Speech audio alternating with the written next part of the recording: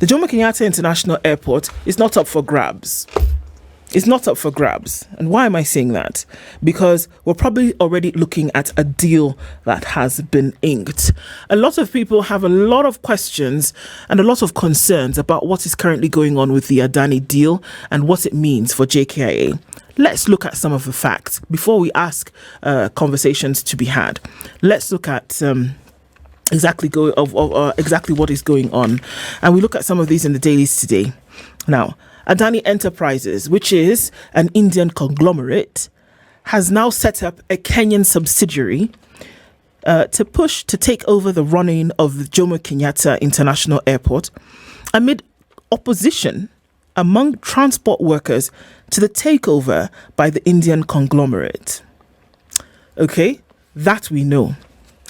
The flagship company of Gautam Adani's sprawling corporate giant incorporated airport infrastructure in Kenya on August 30th, according to a filing with the National Stock Exchange of India in Mumbai. So basically what they did was that in their papers of operation, they went and said airport infrastructure essentially and management is one of the things that we do. That also is fact. It is incorporated to take over, operate, maintain, develop, design, construct, upgrade, modernize, and manage the airport. This is according to the filing. So, whereas this may not have been one of the operations of the Adani Group before that, what we do not know, and it remains in the realm of speculation, is if after having been granted concessionary or a preliminary deal, they had to go back and say, hang on a minute, we need to make sure that within the tenets of our operation, that this airport handling and design and construction, etc., is amongst the things that we do. So they had to go then back and file that they can actually operate. So in India, that happened. They came back and said, actually, you know what? We can do 1, 2, 3. All right. That is fact. The Kenyan subsidiary was set up by the Abu Dhabi group called Global Airports Operator, itself a subsidiary of the Adani Enterprises, which will own 100% of the share capital. That is also fact. As part of the incorporation of the Kenyan company, Adani issued share capital of 6.75 million shillings, consisting of 6,750 shares at 1,000 shillings each. These things we know.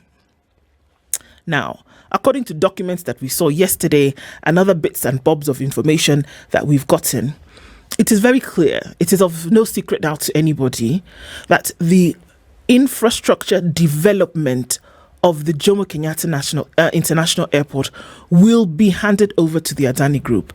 And there is a flare-up of questions. When we saw this the first time, the questions were, hang on a minute, was there due diligence done in terms of bidding for the job? Was there a competitive process that was put into place so that firms would bid? The amount of money that we are talking about that this group is putting in to make sure that the airport then is upgraded and is operating. Kenya, is it that Kenya was not able to get that money? Because again, if we look at the numbers, and I had to do the math over and over again to ensure that I'm getting it correct. Adani's financial proposal shows that 750 million US dollars will be spent on the development of a new terminal building, associated apron and taxiway system, and 2 rapid exit taxiways. This is expected to be completed by 2019. The money they are ponying up for this is $750 million, and that is almost 100 billion shillings. One of the questions, Jesse, is, does Kenya not have 100 billion shillings to be able to do this and maybe now hand the job over to a contractor? Why does it come with the predicate of you will then run I'm going to read those words again. Each one of them. Take over is the first. Operate, maintain, develop, design, construct, upgrade, modernize, and manage. And this will be under their purview for the next 30 years. Remember, it is a restricted security area, as is for any nation, any state.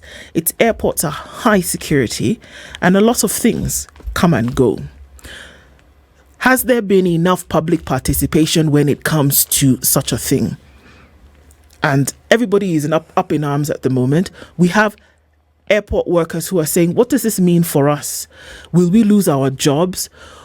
It should be at the state and national. We know that it's going to Senate for them to ask these pertinent questions. That what does it really mean? Does it mean that you're handing over a piece of your sovereignty to this group, then who will do what they wish with your airport for the next 30 years? Or is it purely a commercial activity whereby we're saying we need the airport to operate at this level? We don't have the money. Somebody's ponying up the money, and so we're going to give them the operationalization of it for some time. Or is there more than meets the eye? And I think that's the question that's bothering everybody and has put everybody in a spot of bother right now. What is really going on? And I think the devil is in the detail, because when you see the Kenya Aviation Workers Union coming out in their numbers, they've actually said that today's strike yesterday was just a test run. So they'll come out in their numbers today and plan to paralyze operations at the International Airport JKIA. You might ask if this is a self-preservation move. Are they trying to secure their jobs? Because at the end of the day, when Adani comes and takes over for 30 years, what they're saying, according to the workers' union, the Aviation Workers Union, that foreigners might stand to benefit more in terms of jobs.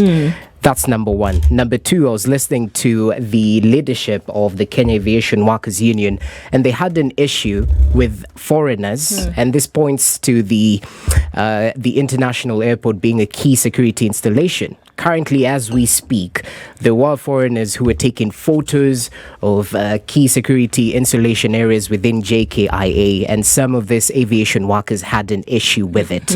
And remember, initially, when they announced an intention to put down their tools, one key issue stood out. The fact that they wanted to peruse the deal in terms of how Adani would take over, in terms of concessions and whatnot. And I think that's telling, as it is, that they weren't involved at the initial phase. So it's an egg on the face on the government in terms of ending how it should start. Because right now they're trying to put out a fire that is already out there. Yet they would have used the necessary procedures in terms of public participation. And we quickly heard from Senator Mungatana that, this PPPs, the public-private partnerships, of course, they might have good tidings and whatnot, but the process, it shouldn't be shrouded in secrecy. Indeed. Public participation is very important. And when you have workers' union coming out and saying, hey, there might be an issue here, it definitely shows that perhaps they weren't involved at the initial phase. So why shroud it in secrecy at the end of the day? That's the thing. Historical lessons will show you that when something is secret, it's not out into the open, it is not transparent. The chances of you then being able to pin any kind of accountability to it then are lowered significantly. True. And that if truly this was for the development of Kenya from end to end, not just the dollars that are going to be splashed. Because, look, the $750 million that they're going to spend initially for the initial design is not all the money that they're going to spend. Let me just give you details about a little bit more. They're going to spend another $92 million, which will be used to improve the taxiway system, add 2 more rapid exit taxiways, and construct other related facilities such as additional remote aircraft parking stands. It is expected to be completed in 2035. It's also proposing to spend $620 million, which is another 79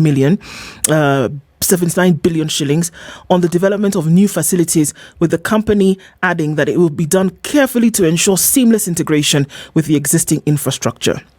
Now, like you say, the devil is in the details. And for such a key security installation, somebody has to ask the question that why would this happen? Because by the time this is out in the open, there has been a process. It didn't start just last month. Sure. These talks have been in place for a very long time. And so for something that is of such national interest, why was it kept quiet? Are there details of this that nobody knows? Who was responsible for making sure that, because from what we understand here, this has been inked. There have been signatures. There's been agreement. Why was it single sourced? Were there other people who had an opportunity to come and say, this is what we want to do as well? Was it given directly to one person? And if it was given directly to one person, why did that happen? And why did it happen in that manner? The issue of accountability and transparency is a big one. We saw that bulge, probably to the levels that we've never seen it before in June. But unfortunately, one would ask the question, and I almost heard the senator asking that we shouldn't be too suspicious about things like this when they happen. But unfortunately, sadly, that history has taught time and time again that when you see something that is shrouded in secrecy, there's usually something afoot.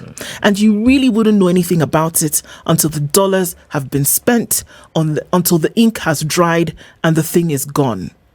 So who was involved in the process of making sure that this thing is actually okay? And that these questions that we hear of security of jobs, security of a nation, that business from a commercial point of view is actually protected if the information was out in the open for everybody to consume in a manner in which they understood it, these questions would not come up. When you have speculation, it is because you've left a hole. And so people are going to fill it up with what they wish. If you don't give them the proper and accurate information in the beginning, they're going to fill those holes with what history has shown them before.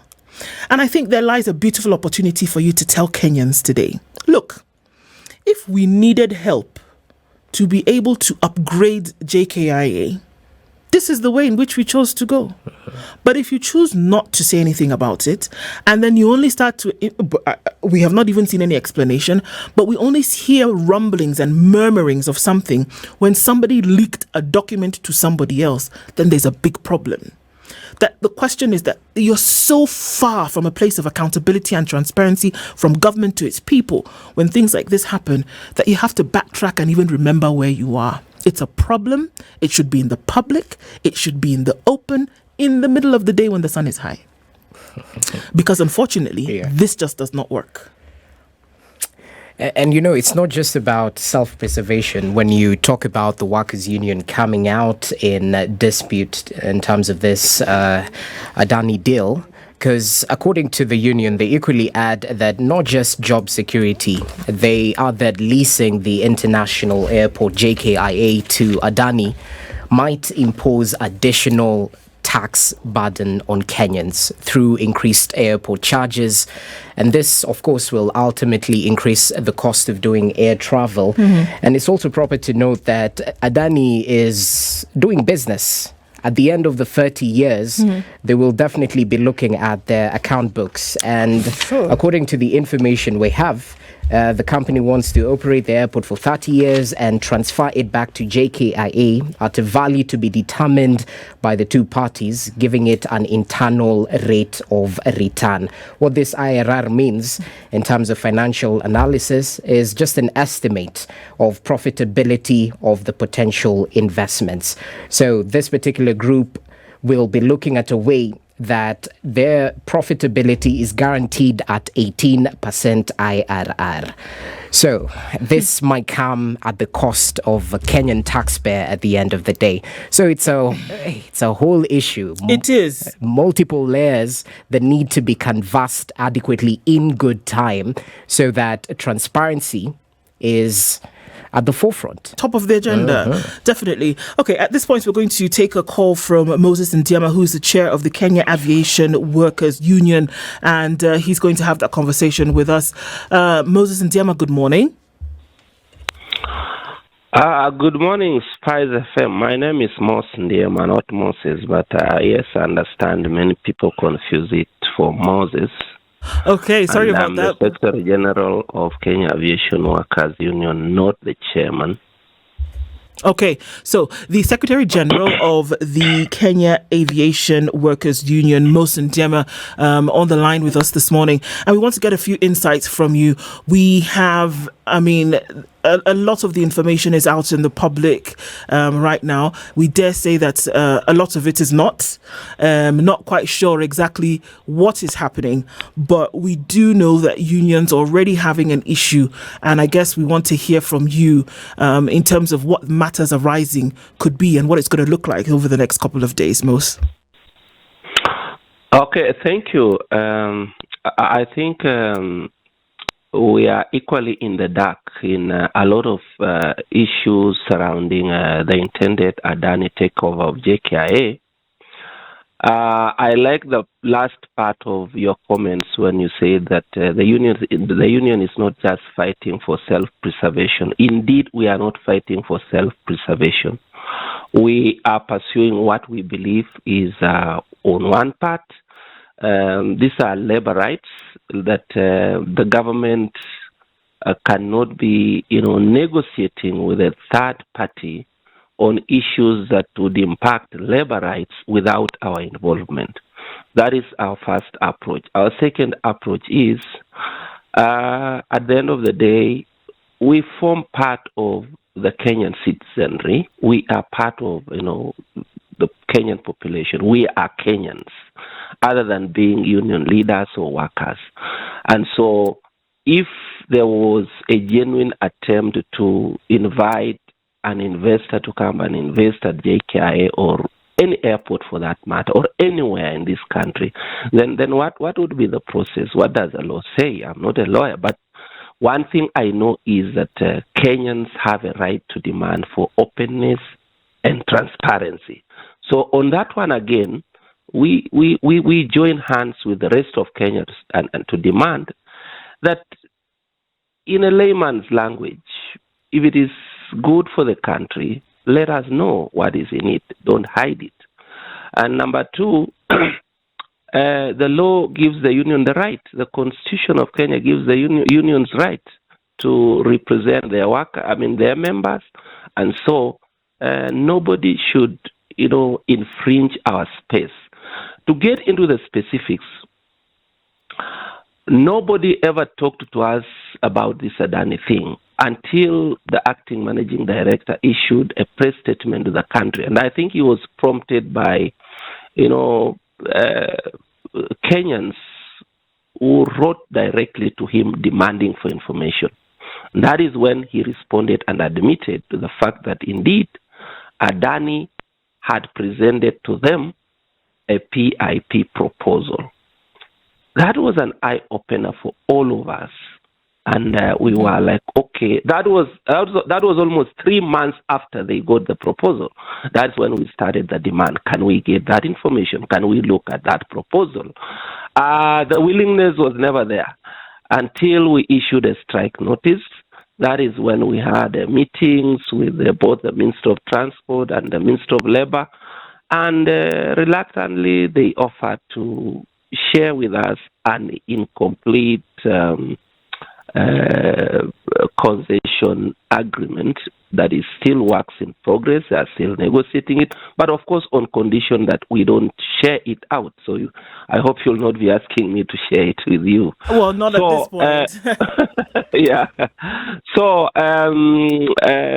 we are looking at it. We are reviewing it. It's not concluded yet, but still the fundamental thing is, what would be the justification to introduce an investor at JKIA, an airport that is making profits? I've gone on air. I mean, I've made a statement before, and I want anyone, be it KAA or anyone from the government, to controvert my position that between 2021 and 2023, the government of Kenya, through Treasury, collected 25 billion as profits generated from KAA. Now, when you have an airport that makes profits, in terms of billions of money annually, then we need to interrogate the justification as to why you want to introduce an investor whose first mandate is to take over the ownership of JKIA, the management and the running. It is very clear. My silly understanding of the whole thing about PPP or PIP proposal is to attract investment into the country. So what kind of investment is this that, in the words of Karua, we are gifting Adani? We are telling them, I think the statement is, we are unable to run JKIA. So please come and run it for us. That is a statement that we are making to the world. I wish we were talking about Adani coming to set up a terminal somewhere. KAA has a lot of land, almost 4,000 acres. Give them a portion as a contribution from the government and the people of Kenya. Let them set up, their own terminals, runways and all those things. Then they can begin charging. They can run. It's their investment. There can be that agreement that they will run it, own it, manage it for 30 years. But they had no investment in setting up JKIA. Why are we giving it to them? Yeah, I think that's a big question. And then also, Ndiema, a question would be, was KAWU involved from the get-go? I'm not going to ask you what the document stated, obviously, because you're, held to some kind of secrecy on that. But were you involved in the process at any one point to say, look, this is happening, this is how it's going to pan out? And if not, then where do possible fears arise? We were not involved. We have never been involved. After we issued the strike notice, there was an attempt to take us through in the gaze of stakeholder engagement. And what they had prepared was a 4-page, document, some slides. You can imagine, you're talking of, because from our own sources we know that these proposals and all the information around it ran into thousands of pages. You reduce that into 4 pages, you want to sit us down and take us through, and not to give us any real proposal or even the feasibility study or anything like that. So we declined. Honestly speaking, we said, give us the documents. If you think we will not read them, we cannot read them and understand them, we will find someone to help us do it. So simply, we have not been involved. And our fear is this. Our fear now, from the union standpoint, is we are all aware that there's been information in the both mainstream media and the social media that once Adani takes over JKIA, it becomes the owner and the manager of JKIA. Then every employee of KAA who is stationed at JKIA will have to terminate, or rather the employment will be terminated between that employee and KAA. Then the next step is, whether it will be for a minute, for a day, for a month, they will be jobless. Then they will apply for re-employment, or rather employment, by a new entity and a new employer now called Adani. Okay, then Adani will only well offer. Noted, and we see the concerns right there. But 2 quick questions. First of all, you've just mentioned about a 4-page document somewhere. So briefly, yes or no, have you reviewed the lease deal? As simple as that. And then now the follow-up question, because I'll have to be the devil's advocate here, because we wouldn't want to throw the baby with the bathwater in terms of some of the positives that might come along with this Adani deal. So, from your point of view, with your understanding as aviation workers, we are trying to attract investment. That's the good side. But at what cost? What's the cost that Kenyans will have to pay for the next 30 years in terms of accepting to this deal? For your first question, we are now in the process of reviewing the concession agreement. Remember, we got it on Thursday last week at around 5.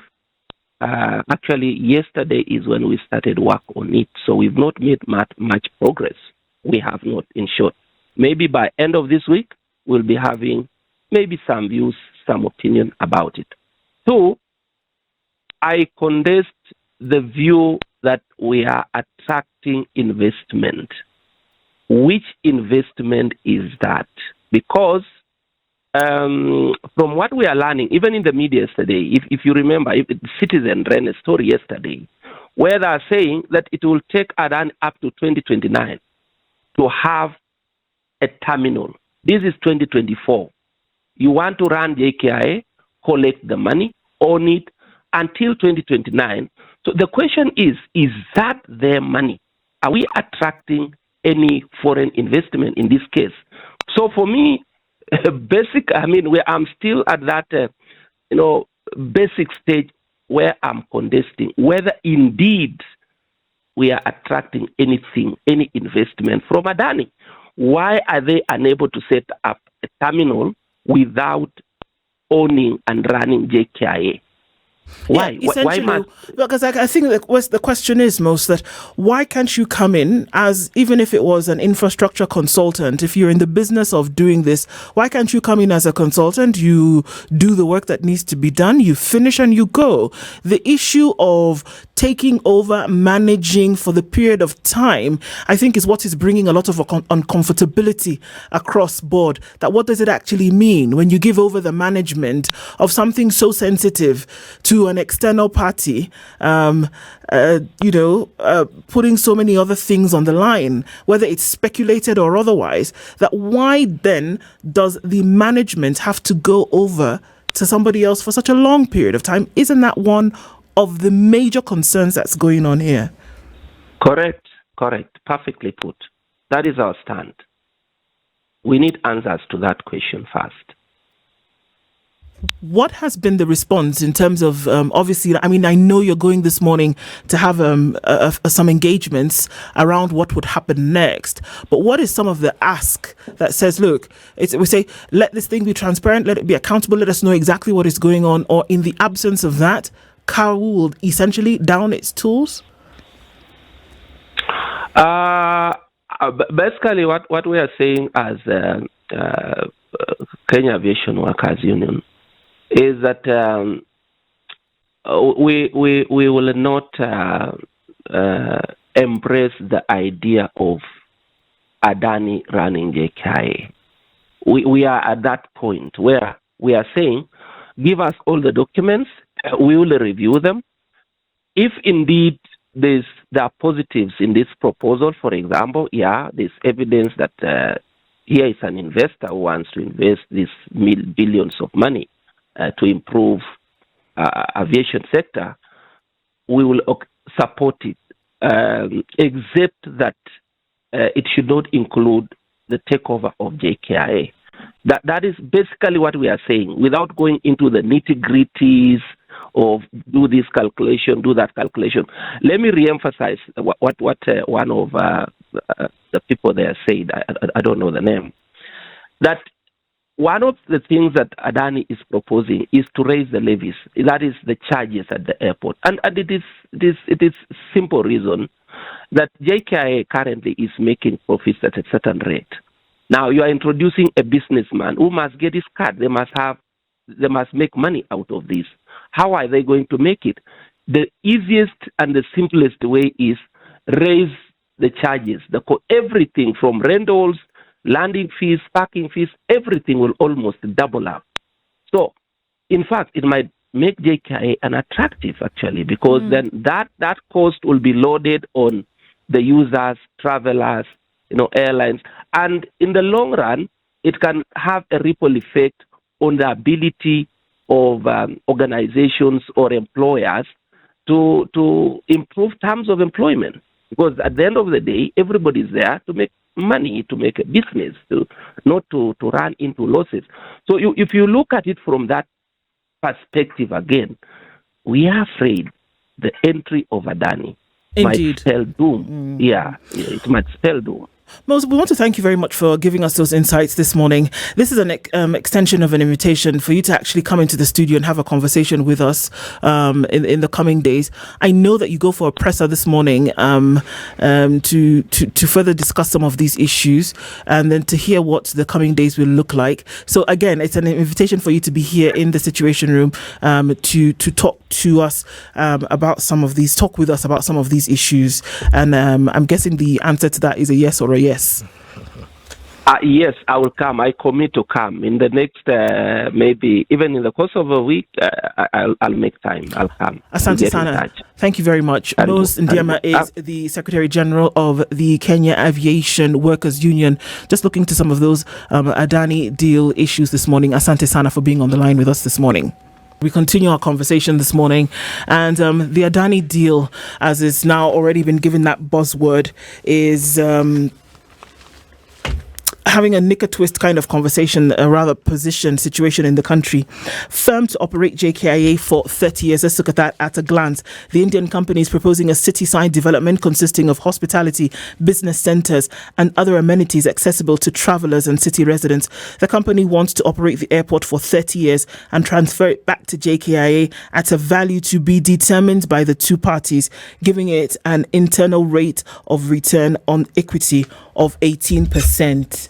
So you were talking about the bottom line, Jesse. That's what it is, that it is a commercial activity. They're not coming into Kenya to do this because, they're bored and they don't have anything else to do with about, $1 billion. It is clear that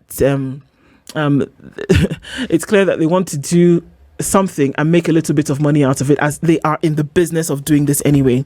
Public participation should happen all the time. Accountability should be a thing of normal, and transparency should go without saying. And that if someone has to ask that what is lurking under the covers, then we've got a problem. We're taking your calls on 0719012600 this morning. Join in on this conversation. Let's public participation this Tuesday. Let's hear from you. Michael is on the line this morning. Michael, good morning from Kisumu. Hello, Michael. Hello. Good morning. How are you? Fine, thank you. How are you? Very well, thank you. What are your thoughts about what's to current? CT. Oh, CT is not here at the moment, but I will make sure that I send your greetings to him. Jesse, however, is here. Okay. Yeah. Oh, say hi to him. I will. Okay. Okay. You just put this outrightly. When we have to demand for public participation, yes, the government claims that it's doing this to benefit the common mwananchi. Then you begin asking your question. Then who is the common mwananchi if you're being kept in the dark and these things are being done? The government is acting as a representative in all this. That is what they're claiming. Whom are they representing? It is us, the common mwananchi. Then why don't you come to us? Tell us that this such a kind of a person, we want to enter into this public-private partnership or PIP, whatever it is, and PPP, give us the details. Yes, give us the conditions that the other party is offering, and what do we stand to benefit? Not individually, but as a country. What are the pros? What are the cons? So that we sit down and see, and we are kept in the loop from the beginning. Not that when whistle has been blown somewhere is when now you remember, we were supposed to come to you, but now this has broken out. So let us just tell you, yes, we entered a deal with so and so. It is going to cost this and this much, but we are sorry, we already signed that deal. So it doesn't matter if now we are kept in the loop or not. It's a done deal. You see, we should not be operating like that. We should have transparency in this government, something that is lacking for a very long time. Indeed, and it's very painful. It's very painful as I conclude, so that also others contribute. It is very painful that even the people who are in charge of the oversight role are failing to do this. You see, and I was hearing the senator of Tana River, yes, Tana River. When he was saying that when the president is coming, he's seeing the process as hurried. It's hurried, but are we talking about a quality? Like equally as in Kisumu, I can remember back then when Uhuru Kenyatta was coming to open this stadium at Mamboleo. There's a tarmac road that was hurriedly done because the president was coming. Now it's in the worst condition ever. Why? Because it was hurriedly done because the president is coming to please the president. I hear you on that. But now we are back to default. Let's take some cues from other people as well. Michael, thank you very much for your comments. Definitely well noted. From Taita Taveta, Nyaga, good morning. Good morning to you. How are you doing? I'm good. Okay, on this conversation, as a Gen Z, what I'm concerned with. Why are we selling our airport? I come from Taita Taveta County, and we have a lot of minerals. I'm wondering, is this a way to take away our minerals and give it to the foreign? It's a question. It is a question, and one that definitely needs to be heard out. Nyaga, thank you very much for your comments as well this morning. Let's hear from George, who is in Umoja. George, good morning. Good morning. How are you? I'm fine. Yes. What are your thoughts around this Adani deal in terms of public participation and accountability? All right. My name is George. I'm a teacher by profession. And there is a time I was telling my student, that right now we have leaders who are problem makers. Right now we don't have leaders who are problem solvers. They are creating a problem. For example, right now, His Excellency Ruto have around 50 years. So when Adani comes for 30 years, Ruto will be 80 years. So he will create a problem whereby our children will not be able to solve. So this is something that is eating our country, corruption, and all these. These leaders, some of them will be dead, will be suffering here with a company where we don't know where it came from. So I think we don't have leaders. We just have leaders who create problems. So we need to have leaders. And I'm telling them, this is a chance. You people, because by 2027 they will be voting. That is from a student from Form 2 all the way to Form 4. Right now, they will be voting 2027. So they should vote problem solvers, not problem makers. Thank you very much. Thanks a lot for that, George. Let's hear from Nicholas, who is in Nakuru. Nicholas, good morning. Good morning. Yes. Can you allow me to speak in Swahili, please? Yes, please go ahead, Swahili. Okay, mimi kenye nanisumbua na this issue of JKIA. Why should is there any politician involved in this? Why should we sell something that is giving us profit? What profit are we going to get when we give out a company that is giving us profit? In terms of getting another profit, why should we do that? Why should we not give away Kenya Airways, which is making losses, for Kenya Airways to be improved? We should not be doing this. There must be something going on behind this. There must be a politician involved in this. They want to. There's something like conflict of interest. They want to do business with the company in the name of that Adani. There is no way you can give away something that is giving you profit, because how sure are you that it is going to bring another profit or losses? Because if you increase because I understand that they want to increase they might increase the profit they want to make. That will mean they will lose investors in Kenya. Nicholas, because the travelers will not be coming. They will lose the planes parking there, landing, those that. Because we cannot do that. We cannot increase the charges for somebody to make profit. Why don't we give away Kenya Airways? That is making losses. It's a fair thought. Thank you very much for your thoughts, Nicholas. Let's hear from others this morning. Stephen in Kajiado, good morning. My name is Stephen Haimba from Kajiado County. Yes, Stephen. I stay in Ngong Town. All right. What are your thoughts about this Adani deal? I'm very surprised this morning that our government is giving out this JKI. So my worry is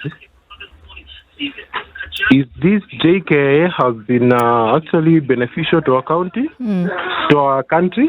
Sorry, say that for our country. Then I would like also to know about if the government is doing all this for the sake of all the Kenyans, or is doing this because of a few individuals. Thank you so much. Those are good questions. Thank you very much, Stephen. We hear from Joseph, who is in Rongai. Joseph, good morning. Good morning. I'm glad to contribute to this motion. I think the problem we have in our country is the oversight role of Parliament. Is that arm of government is not working, and the sooner we got in new members of Parliament, is the sooner we get out of this problem. Because if you look at all the problems we've had in the last 3 months, it's all got to do with Parliament failing, and therefore I think what we need is like elections as soon as possible, we elect new members of parliament who can be able to protect the interests of Kenya. And sort all those problems once and for all. Asante Sana for all. Indeed. Asante Sana for those thoughts. Let's keep taking your calls on 0719-012-600. We're looking at issues of the Adani deal this morning, what it actually means that if JKIA is then handed over to somebody else to manage, what does that actually mean for the next 30 years? We'll hear from Victor at this point. Victor, good morning. Yes, Madam Do. Salama kabisa. What are your thoughts around the Adani deal? Around the Adani deal, I think when we stop politicizing this thing, I don't think it has a mzuri, but since the politics, it has some cases of politics in it which are yet to be confirmed. I think we are going nowhere. Considering the railway in China they are still under their management, expressway, now China-JKIA. I think the bycalls of our Kenyan representatives of Kenya are on mistake. Because according to me, naona kama Uhuru anachukua zake, anaweka kando, he leaves. So Ruto now, I want to PPP thing, then I leave. Another person will again come, think of another thing, maybe in Ombaso, wherever it is, then he will take on the umbrella of PPP, then he leaves. So to me, I don't think it's a good idea. At least it's high time we manage our things on our own. Asante Sana for your thoughts. We'll take a last call this morning, coming in from James in Thika. James, good morning. Good morning. Now, I have to give my comment on the purported privatization of the Kenya Airports Authority. I think the government is just a joke because they don't seem to be learning from the past mistakes. There was a concessionaire of Kenya Railways by the Egyptians, and I think there was some element of South Africans. And the reasons were being given is that once we bring the concessionaire from these countries, the railway system is going to improve, and the cargo hauled within the railway system would improve. And they were given 25 years to operate the railway system. It never worked. So what makes them think that now the Adani Group is going to work in the airports? And especially so when the airports currently is making profits. So I think it's only somebody hiding behind a company to make profit or to earn shares, just like when they were selling Telecom. When they introduced Safaricom, we had Vodacom, who we have never known the owners up to now. So I think it's just a scramble for the properties of the Republic of Kenya. But with time, I think Kenyans will wake up and they will demand returning their property back. Thank you very much for your comments on that, James. Thanks for your comments this morning. We'll take a little more time and look at some of the very many comments that are coming in on social media this morning. What are some of the things that folks are saying? One, heavy accountability is being asked for, transparency, definitely. The investment of private participation is nothing compared to the mammoth scandals replete. This is what Gohil is saying. Chris says, independence. Since independence, most PPPs have never worked positively in Kenya. It only benefits the political class and entrepreneurs. Then it's poor Kenyans that pay in the end. Highland says Eldoret Airport was built without any of this. What Adani and this government is asking for, let's not be fooled. Mwangi is calling this new colonialism. It's time for all Kenyans, excluding leadership, stop being a follower of someone who is not leading you to that is somebody who's leading you to misery, is what we're saying. Things will be difficult for a while, but the message will be loud. A total shutdown, no business, no flying, no control staff. And this is what the aviation workers are saying, that, you cannot leave us out of this conversation. It shouldn't happen. Trade-offs are loopholes. Mutuflani says, private corporations own the US. How many of them are foreign? Most of them are American. Building a second runway has been a challenge for Kenya's engineer, says Chokwe. For years now, the entire airport needs to be rebuilt to international standards, and that's why development must be brought. Okay. It goes on to say, inferiority complex is what is hurting us as Kenyans and Africans. PPPs work well in other countries. In Kenya, it's always pushed down our throats by those in power who stand to benefit, irrespective of the terms, reasons they hide them from Kenyans. I mean, it just goes on and on and on. Do not forget, we Kenyans are financing the majority of the intended investment at JKIA. Jeffrey says, kindly ask about the clause that says you have to consult Adani for any design and development. This is one thing again that has come up here, that if you want to do anything different, you as a sovereign state, you must come back and ask this private company how you will deal with your own thing. And I think that's one of the things that irks people, and it's taken emotions to the hilt. Over the next couple of days, we will hear Senate will talk about this. Questions will be asked. Now there's a new cabinet secretary in this department. Let's hear what happens. But it's definitely one that is going to demand a lot of public participation. Thank you for your calls and comments this hour as we've had this conversation. It doesn't die, it continues, and we continue to bring these issues out and discuss them and push for accountability. If not anywhere else, definitely here. This is the Situation Room, the only way to start your day.